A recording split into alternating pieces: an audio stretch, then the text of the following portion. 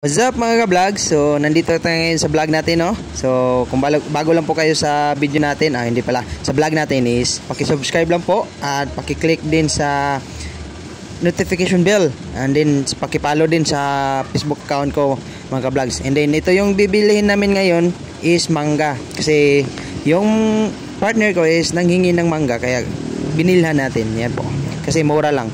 So 5.20, parang 3.20 pala, 3.20. Yan po, 3 pieces and then halagang 20 pesos po. Yan po mga ka-vlogs, no? So ang daming mangga ngayon kasi parang araw ng mangga ngayon eh.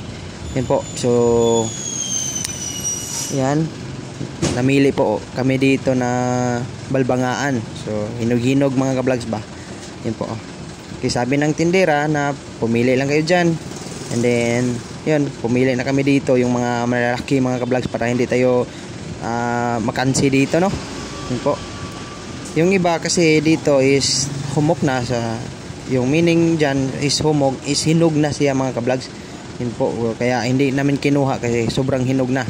Kaya pumili lang kami dyan na balbangaan. So yan po yung kinuha namin. Yan po sa maliit na langgana. So yan lang po yung video natin.